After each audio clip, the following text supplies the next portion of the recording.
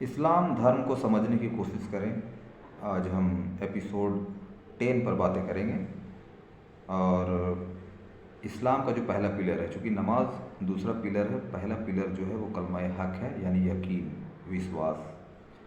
क्योंकि किसी चीज़ को जब तक हम एक्सेप्ट नहीं करते हैं, 100% उसको मानते नहीं हैं, तब तक हम उस विचारधारा पर नहीं आते हैं या हमसे अमल नहीं होता है, जिसे हम कहते हैं कन्फ्यूज़न। जब तक वाई हमारा क्लियर ना हो, किसी चीज़ को हम सुनना भी पसंद नहीं करते हैं, उसके बारे में जानना पसंद नहीं करते हैं। वाई क्लियर होना ज़रूरी होता है। वाई क्लियर होना ज़रूरी में सबसे पहला तो ये है कि इंटरेस्ट होना चाहिए किसी चीज़ के बारे में अच्छी तरीके से जानने के लिए। कलमा हक यानी ये साबित करना कि ईश्वर एक है और जो भी दुनिया में पैगंबर भेजे गए हैं वो सच्चे हैं, और वो ईश्वर, अल्लाह, गॉड, खुदा, भगवान, उसके पैगाम को इंसानों तक सच्चाई के साथ पहुंचाते हैं। ये यकीन करना होता है। जैसे आदम अलैहिस्सलाम दुनिया के पहले इंसान हैं और पहले नबी भी हैं। आदम अलैहिस्सलाम जहाँ अगर हम कुरान पे देखते हैं तो आदम, वहीं हम बाइबल में देखते हैं तो एडम, और भविष्य पुराण में अगर देखते हैं तो उसमें भी आदम का जिक्र है, आदम अलैहिस्सलाम का, क्योंकि श्लोक ही है आदम नामा पुरुष पत्नी हव्यवती संस्कृत में। और मनुस्मृति मनु, मनु से मनुष्य।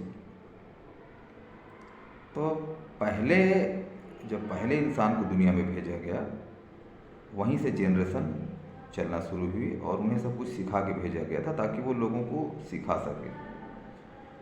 और ऐसा नहीं कि जब पैगंबर मोहम्मद सल्लल्लाहु अलैहि वसल्लम आए तो ही एकेश्वरवाद का नारा बुलंद हुआ। नहीं, जितने भी पैगंबर इस दुनिया में आए हैं, जैसे 1,24,000 लगभग पैगंबर, नबी, प्रोफेट, ये भेजे गए दुनिया में, और सभी ने ईश्वर एक का ही नारा बुलंद किया, ईश्वर एक का संदेश दिया।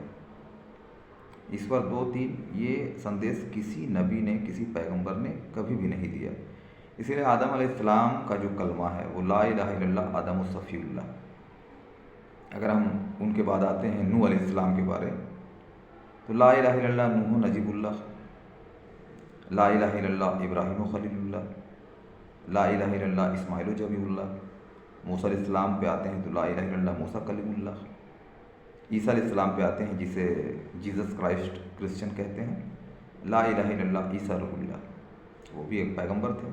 और आखिर में है ला इलाहा इल्लल्लाह मोहम्मद रसूलुल्लाह। तो ला इलाहा इल्लल्लाह का मतलब होता नहीं है सिवाय, यानी नहीं है माबूद सिवा एक अल्लाह का, यानी नहीं है इबादत के लायक सिर्फ एक ईश्वर। और जितने भी पैगंबर जो आए हैं उनके बारे कहा गया है कि उनके भेजे हुए नबी हैं, मैसेंजर हैं। मोहम्मद सल्लल्लाहु अलैहि वसल्लम के बारे कहा गया कि वो अल्लाह के नबी हैं। ईश्वर एक, यानी ये यकीन करना कि ईश्वर एक है, और पैगंबर मोहम्मद सल्लल्लाहु अलैहि वसल्लम उनके भेजे हुए नबी हैं, ये होता है। तो बहुत सारे लोग सवाल ये करते हैं कि बिन देखे खुदा को कैसे माना जा सकता है, कैसे उसकी इबादत की जा सकती है। तो उसका जवाब यह है कि एक बाप का बेटे से जो मोहब्बत होती है, या माँ की मोहब्बत बेटे के साथ होती है, तो एक एहसास है। क्या उस एहसास को दिखाया जा सकता है? नहीं, लेकिन ये तो प्रूफ है कि वो एहसास है। अब ज़रूरी नहीं कि उस एहसास को देखा जाए। उसी तरह अगर पानी की हमें शिद्दत है, पानी प्यास लगी है, तो पानी का वजूद बाहर है, लेकिन प्यास जो है वो एक एहसास, वो हमारे अंदर है, वो लगी है। भूख भी एक एहसास है। तो जो एहसास होता है वो 100% है, उसे दिखाया नहीं जा सकता है। इससे पहले के जो एपिसोड में हमने बताया है कि ईश्वर जो है समझ सिद्ध है, साइंस से भी, नेचर से भी।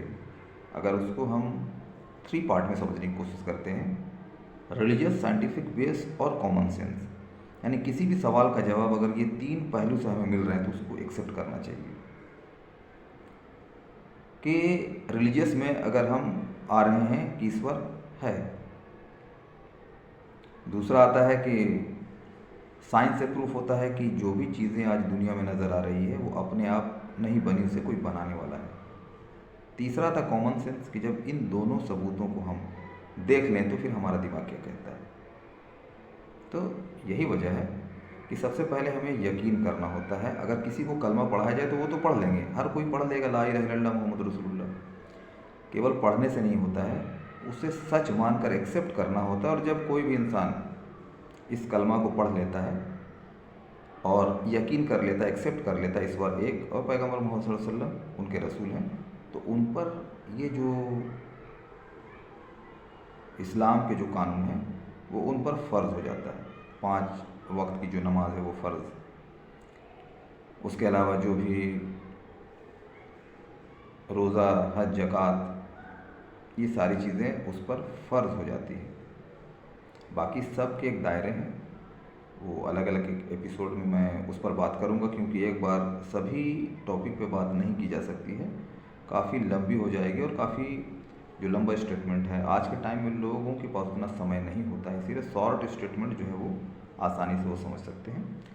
तो नेक्स्ट एपिसोड में फिर मुलाकात होगी, तब तक के लिए अलविदा, जय हिंद।